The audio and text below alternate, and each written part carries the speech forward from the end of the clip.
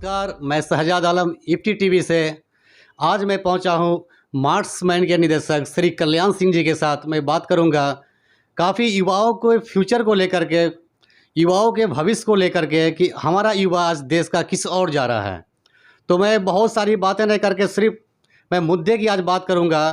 आपका बहुत बहुत धन्यवाद कि आपने समय निकाला। काफ़ी अरसे से हम लोग चाह रहे थे कि आपका वक्त मिले सर, आप भी व्यस्त थे।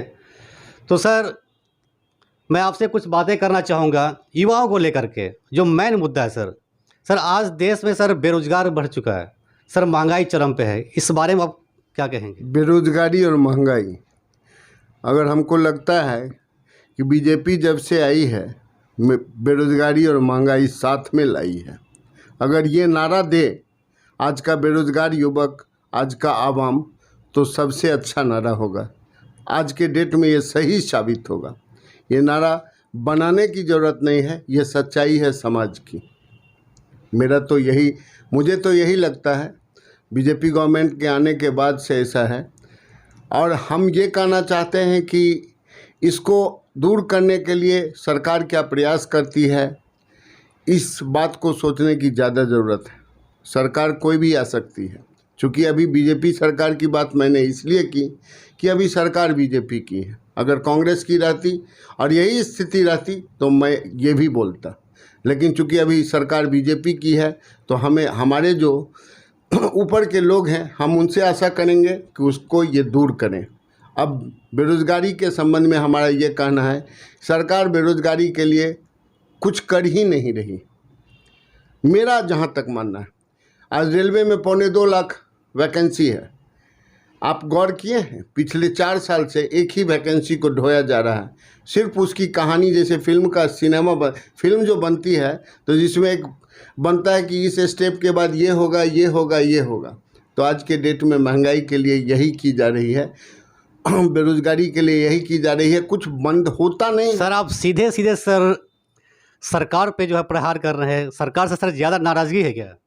नहीं, सरकार से मैं तो आपको शुरू में ही बोला कि अगर ये कांग्रेस की भी सरकार रहती, और 2014 को याद कीजिए, कांग्रेस की सरकार थी, महंगाई का रोना जब बीजेपी रोना शुरू की तो सारे लोग बदले, तब तो सरकार बदली।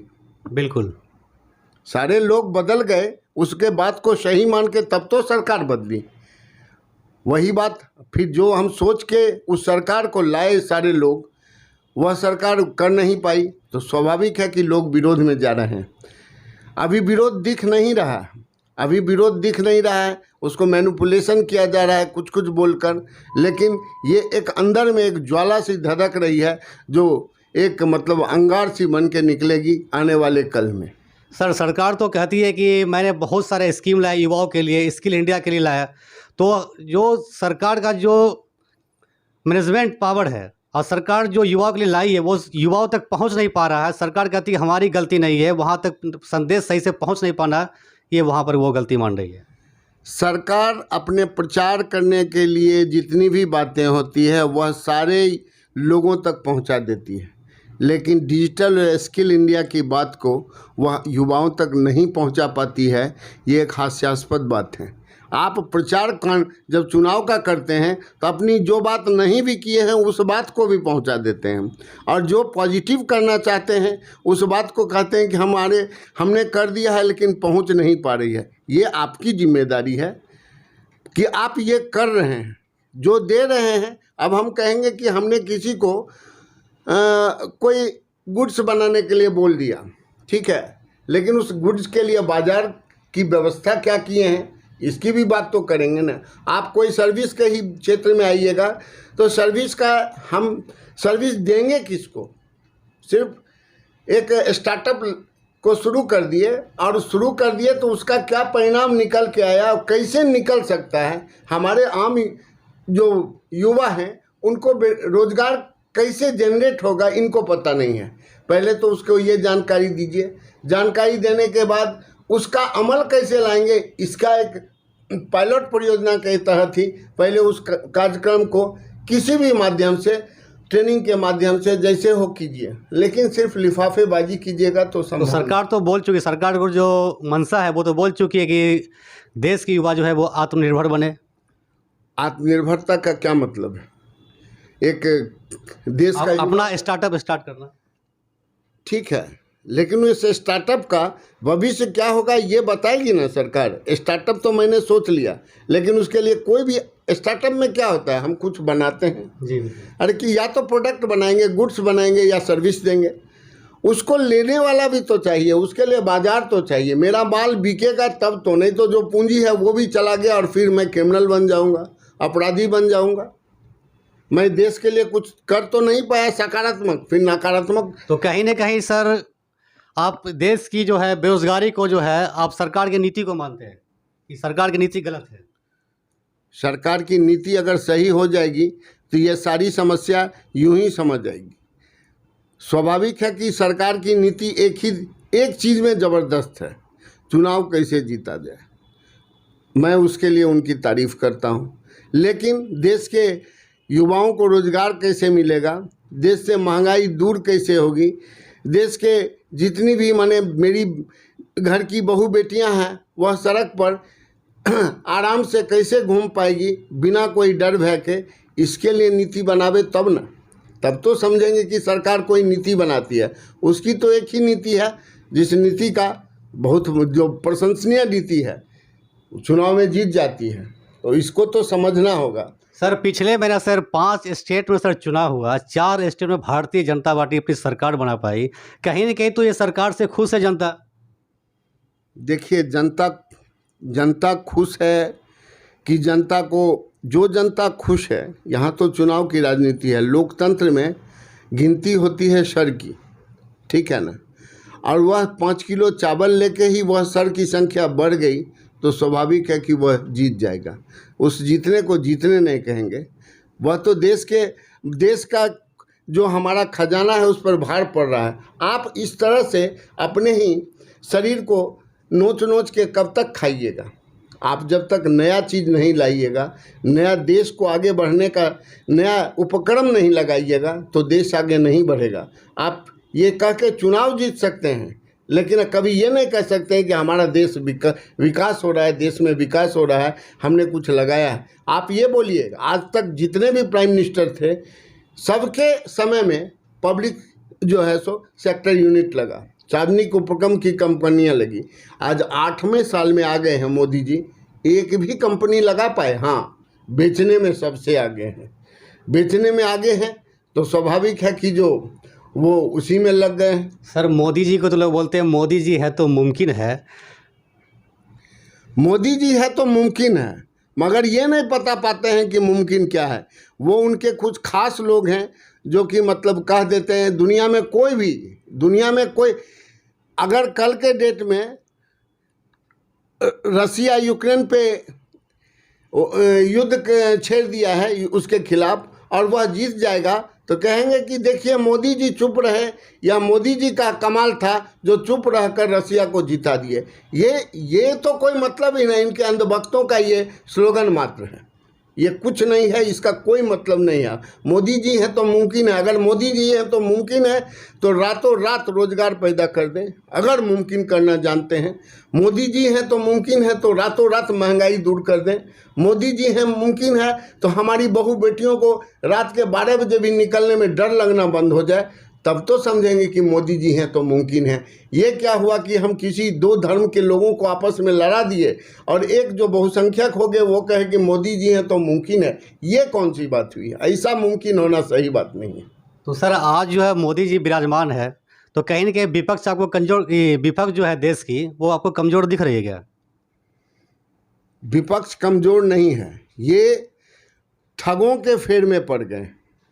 और मोदी जी नहीं, हमारा पूरा समाज, हमारी पूरी आवाम ठग के फेर में पड़ गई है। उसे उसके कल्पना के द्वारा, बाजारवाद के द्वारा इस तरह के दिमाग में ऐसा बैठा दिया गया है कि आपको ये होने वाला है, एक डर का माहौल पैदा किया गया है। समझे?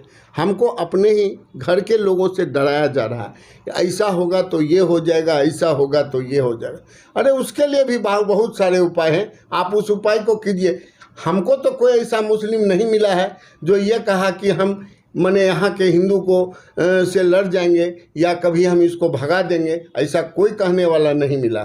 जितने भी हमारे बहुत सारे मुस्लिम मित्र हैं जो बड़े बड़े पद पे हैं और उनको 2 बच्चे हैं, वो कहाँ कहते हैं कि हमको 20 बच्चा चाहिए। ये सब लिफाफेबाजी है, वह सिर्फ कहने सुनने का है, ये कह के डराना चाहते हैं। और जो मूर्ख लोग हैं, स्वाभाविक है कि अभी तो आपको हम कहें कि अब जो लोकतंत्र है उसमें शर गिना जाता है, मूर्खों की संख्या ज़्यादा है, उनको भड़काया जा सकता है, उनको कट्टर बनाया जा सकता है। हमको कोई काहे नहीं बना लेता है, कितना भी कहेगा तो हम तार्किक बात पूछेंगे, हम बोलेंगे तर्क से बताइए। सर एक चीज़ देखा गया है, किसान आंदोलन हुआ देश में 1 साल तक चला, तो मोदी जी ने कहा कि मैं ये जो बिल लाया था ये किसानों के हित में लाया था, मैं उसे समझा नहीं पाया और मैं किसानों के हित के लिए मैं फिर से बिल को वापस लेता हूं।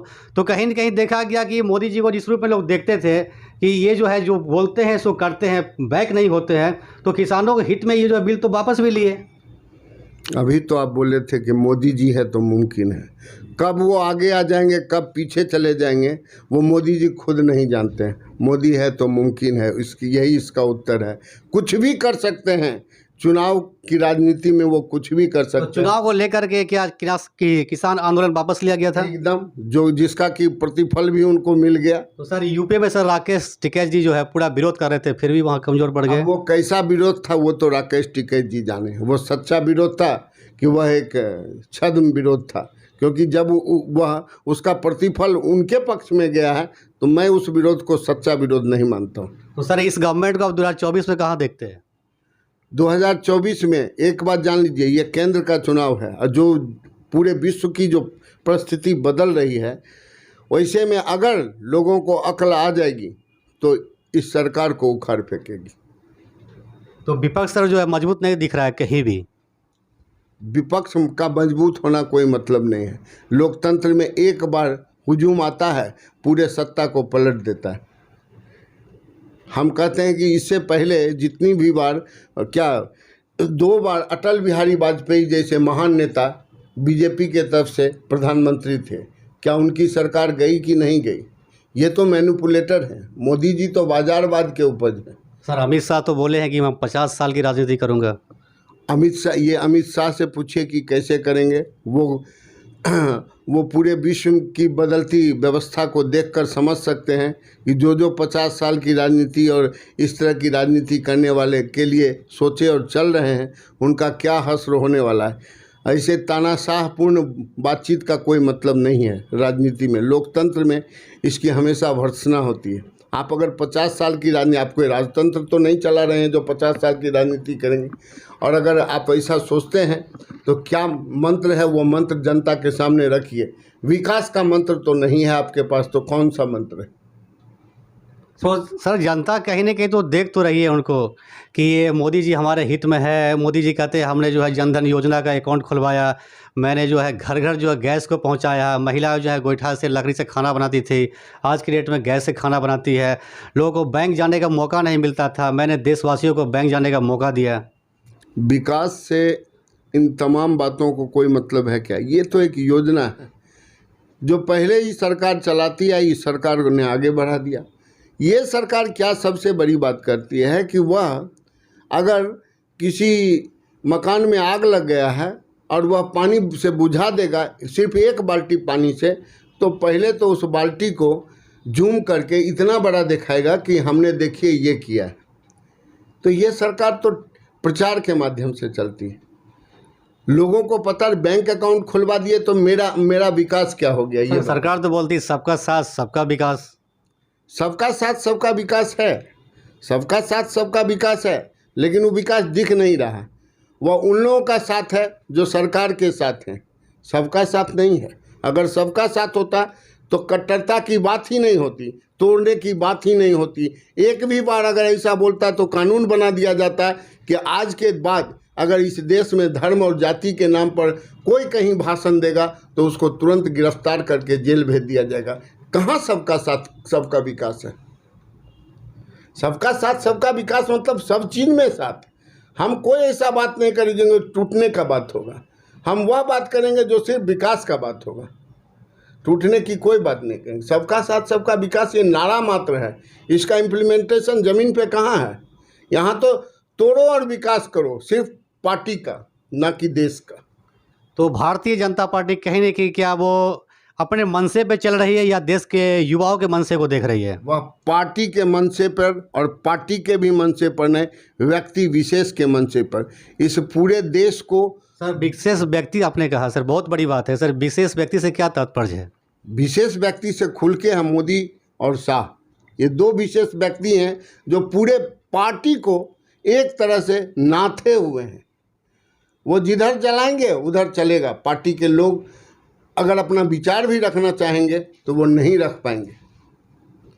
इसलिए उनके साथ मजबूरी है, छोटे छोटे चुनाव में उनको जाना पड़ता है, क्योंकि अब वही मुखौटा है। मुखौटा वही मात्र हो गया और अपने मुखौटा को बनाए रखना चाहते हैं। इसलिए देश का विकास भाड़ में चला जाए उनको कोई मतलब नहीं है। वो अपने मुखौटा को बनाए रखना चाहते हैं कि लोग हमारे हर भाषण में, हमारे हर सभा में मोदी मोदी करे, और यही मेरा सबसे बड़ा जीत है। तो सर आपके बिहार में भी जो है देखा जा रहा है कि आपका गठबंधन है जदयू से, और कहीं न कहीं देखते हैं कि दोनों के बीच जो है कभी कभी तालमेल नहीं बैठ पाता है। इसको क्या लग रहा है, अंदरूनी मामला क्या है? देखिए, जदयू का बिसात जो खड़ा हुआ था राजनीति में, वह जिस बेस से आया था वह सबको साथ लेकर चल रहा था, इसमें कहीं कोई दुराई नहीं था। वह हिंदू मुस्लिम सारे माइनॉरिटी मेजॉरिटी सबको लेके चल रहा था, ठीक है। तो उसका जो है सो उद्भव ही ऐसे हुआ था। ये तो सिर्फ हिंदू को लेके शुरू किया राजनीति, और जिसी समय गठबंधन की सरकार आई तो मूल जो सिद्धांत है उसकी टकराहट। यही कारण है कि हमेशा किसी बिंदु पे टकराहट। सर बिहार की राजनीति में सर हलचल मचा हुआ है। बिहार में देखा जा रहा है कि मुकेश सहनी सन ऑफ मल्ला कहा जाता है बिहार का। सर उसके 3 विधायक सर टूट करके भारतीय जनता पार्टी में चले गए। इसको आप कहाँ देखते हैं? जहाँ तक उनके सन ऑफ मल्ला होने की बात थी, धन कमा के मुंबई से आए, बिहार में प्रचार की राजनीति का उन्होंने भी उपयोग किया और पेपर के माध्यम से अपने आप को सन ऑफ मल्लाह करते हुए जिस तरह से आगाज किए, तो उसी के अंजाम के रूप में उनको कुछ पार्टी ने अपने साथ किया। ठीक है, साथ किया, वो समझे कि राजनीति में हम जीत गए, लेकिन वो ये नहीं समझ पाए कि हमको जिससे राजनीति में साथ हुए हैं वो लोग राजनीति के महारथी, और उस महारथी ने आज उनको पटकनी दे दी। आज वो अकेले हो गए हैं, कहीं के नहीं रहे। मंत्री पद पे बने हुए हैं, इस्तीफा देना उनको लाजमी है, उनको दे देना चाहिए, क्योंकि अब प्रतिष्ठा की बात। वो तो बोल रहे हैं कि अमित शाह से हमारी डील हो चुकी है। अमित शाह से डील हो चुकी है तो वो खुल के क्यों नहीं बोलते हैं कि क्या डील हुई? जो डील होता है तो लोग बता देता है ना।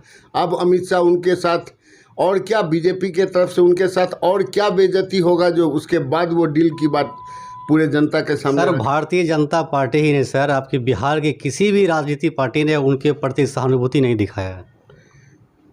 शुरू से ही स्वार्थ से एकदम ओतप्रोत उनकी बातें रही, जिसके वजह से कोई भी पार्टी वाला उनके साथ नहीं रहा। यही मौलिक बात है।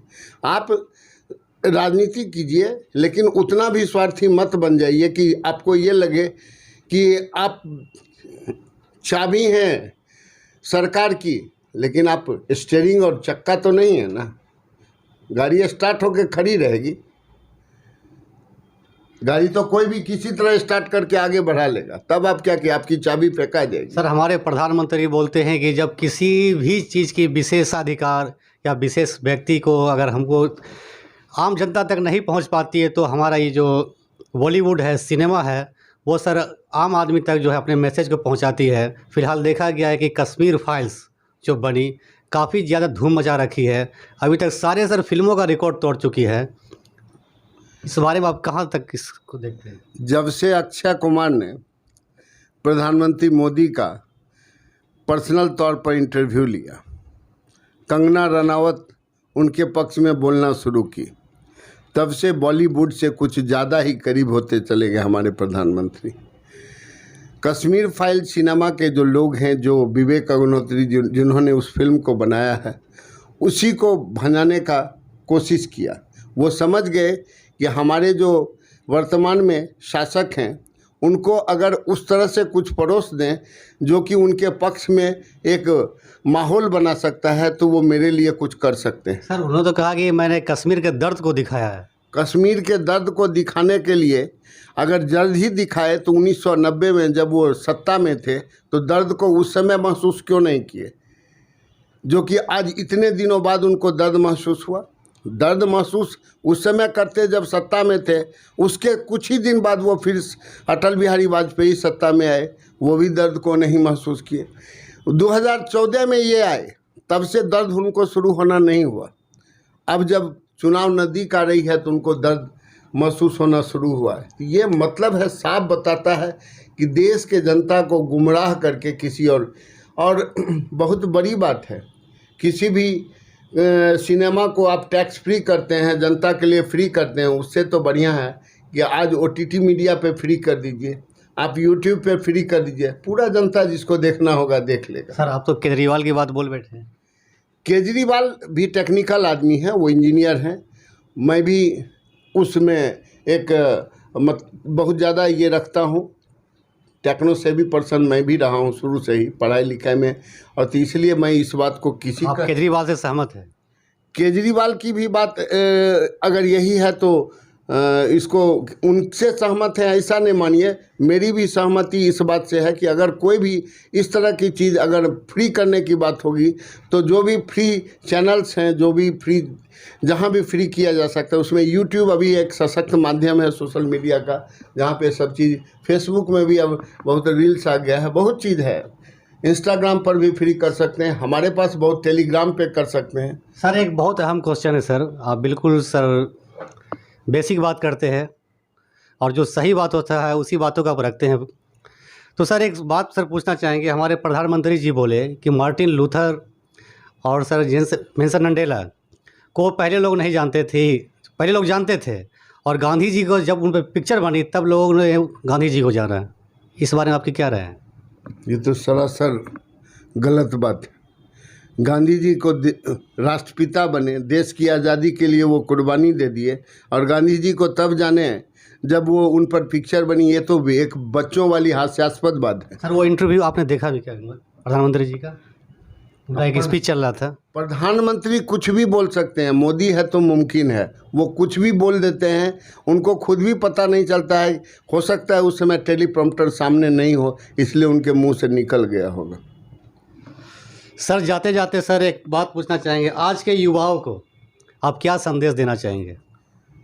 आज के युवा को हम एक ही संदेश देना चाहते हैं, क्योंकि युवा से हम जुड़े हुए हैं, उन्हीं के लिए दिन रात सोचते रहते हैं। मैं आज के युवा को एक ही संदेश देना चाहता हूं कि आप अपना काम कीजिए, इस सरकार के भरोसे रह के ज़िंदगी में कुछ कर लेंगे, ये कोरी कल्पना करना छोड़ दीजिए। आत्मनिर्भर बनना है तो अपने बल पे बनिए, चाहे खेती कीजिए, चाहे प्रधानमंत्री मोदी जी ने जो सलाह पकौड़ा तलने का दिया वो बनाइए, व्यापार कीजिए, बाज़ार भी खुद ढूंढिए, सरकार के भरोसे मत रहिए। ये सरकार उस समय आपको खोजेगी जब चुनाव होगी, इसलिए सरकार के भरोसे नहीं रहिएगा। सरकारी नौकरी के भरोसे भी रहिएगा तो अपने बल पे रहिएगा, किसी दूसरे गलत चीज़ का सहारा नहीं लीजिएगा, क्योंकि वहाँ भी एक से एक दिग्गज लोग बैठे हुए हैं। आप कभी कहीं क्वेश्चन आउट हो जाता है, कहीं सेटिंग में लोग बैठ जाते हैं, सरकार का कहीं कोई पाबंदी नहीं है। ये सरकार जो है सो अराजकता से भरा हुआ सरकार है। कोई भी आप अपने बल पे ही सब काम कीजिए, मेरा युवा से यही अपील है। सर बहुत बहुत शुक्रिया सर कि आपने अपना कीमती समय दिया। आप यूँ ही हमारे युवाओं को प्रेरणा बने रहेंगे युवाओं के, और सही बातों को आम जनता तक पहुंचाते रहेंगे। इसके लिए सर बहुत बहुत धन्यवाद। ऐसे ही और भी खबरों के लिए हमारे इफ्टी टीवी चैनल को सब्सक्राइब कर लें। तब तक के लिए नमस्कार।